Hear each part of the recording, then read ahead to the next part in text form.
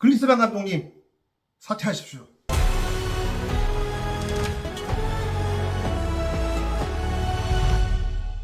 네, 안녕하세요. 스포츠뉴스 김현입니다. 한국의 아시안컵 도전 64년 만에 우승 도전이 결국은 또 실패하고 말았습니다. 요르단과의 4강전에서 0대2로 패하면서 이번 아시안컵을 이제 마무리 짓게 됐습니다.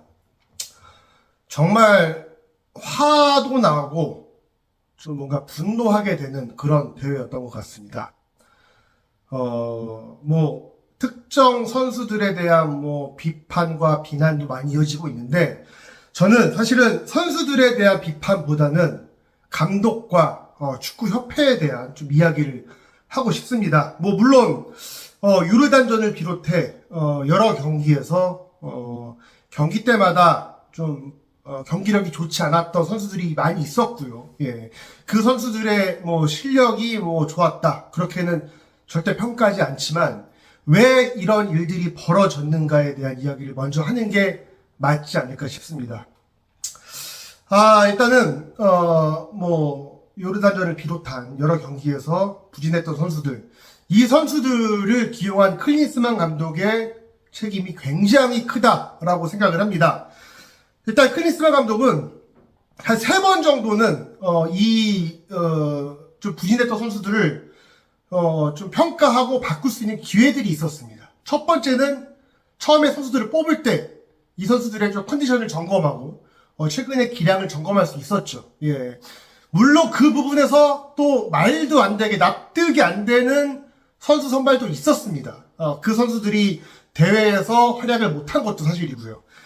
여기서 첫 번째, 일단 클린스만 감독이 선수들의 컨디션 점검을 실패를 했고, 두 번째는 경기 때마다 선수들에게 이 부여한 역할이 좀 잘못됐다, 저는 이렇게 판단을 합니다. 선수들은 그 자리에서 최선을 다했지만 선수들에게 주어진 역할이 이 선수들의 스타일과 좀 달랐던 경우들이 굉장히 많았습니다. 특히나 요르단전에서 첫 번째 이 실점하는 장면이라던가 이런 것들을 놓고 봤을 때는 이 선수가 가진 것 이상의 능력을 뭔가 보여줘야 되는 그런 상황이었기 때문에 이 선수만 욕할 수 없다, 저는 이렇게 좀 평가를 하고 싶습니다. 그리고 사실은 이 두 가지 조건에서도 클린스만 감독이 선수를 거르지 못했으면 마지막 기회도 있었어요. 전반전을 놓고 봤을 때 정말 부진했던 선수는 후반에 빠르게 교체를 할 수도 있었는데 그마저도 클린스만 감독은 놓치고 말았습니다. 네, 그래서 결국은 요르단전을 비롯한 경기에서의 좀 패스미스와 실점 장면들이 좀 나왔죠. 저는 이 장면을 비단 이 특정 선수만의 잘못이라기보다는 이 선수를 기용함에 있어서 여러 가지 이 판단을 잘못한 이 코칭 스태프, 특히나 감독의 잘못이 굉장히 크다라고 생각을 합니다. 이 3번을 거르지 못한 이 감독은 분명히 좀 책임을 져야 되는 부분이 있고, 지금까지 클린스만 감독이 부임한 이후에 그럴싸한 말들로 재택근무를 포장해 왔습니다. 사실은 재택근무라는 표현도 쓰기가 좀 싫어요.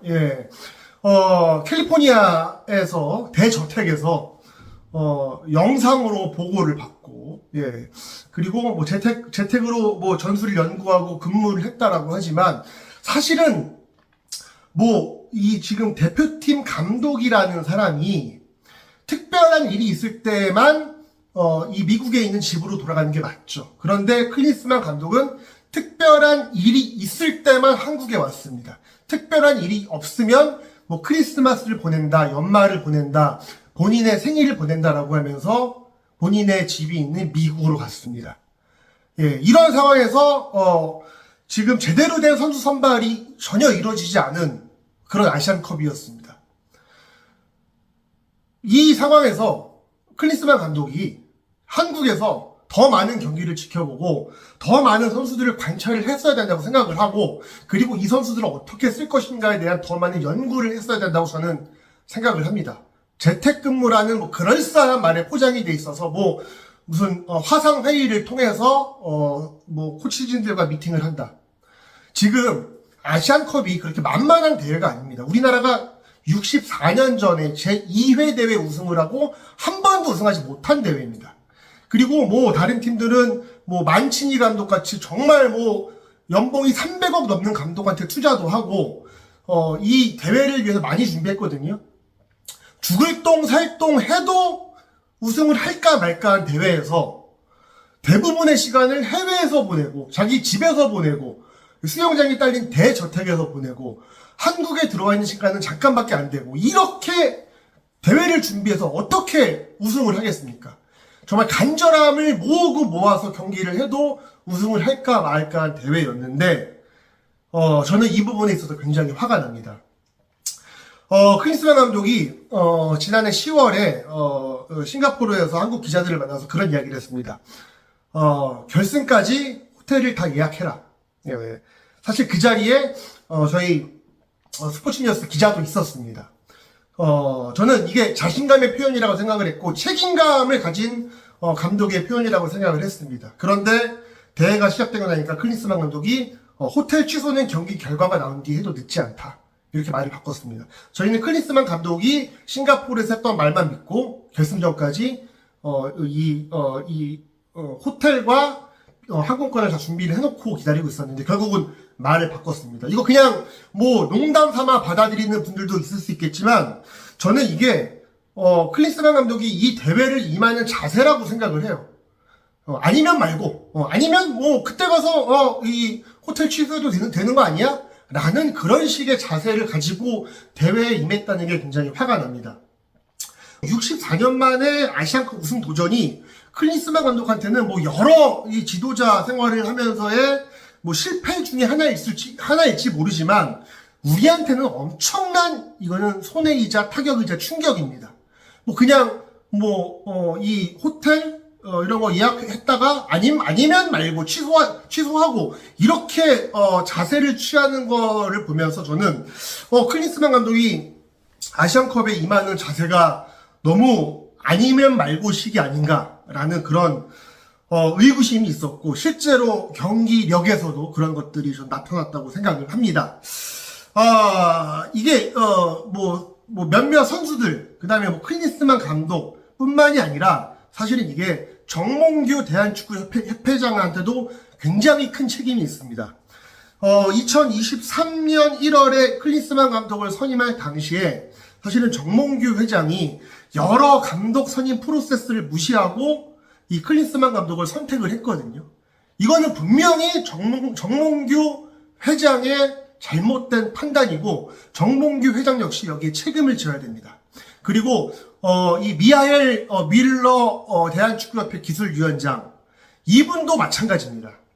이분이 작년 1월에 클린스만 감독 선임에 대한 기자회견을 하는데 클린스만 감독 선임 이유를 물어보니까 정말 황당한 답변들을 했거든요. 강남 스타일처럼 한국 스타일에 맞는 감독을 선임하고 싶었다. 뭐 이런 이야기를 했습니다. 이게 한 나라의 대표팀 감독을 뽑고 나서 하는 기자회견 자리에 강남 스타일 이야기가 나오는 게 이게 말이나 되는 소리입니까? 예, 물론 저를 비롯한 많은 또 이제 현장에서 취재하는 사람들은 그런 이야기를 하죠.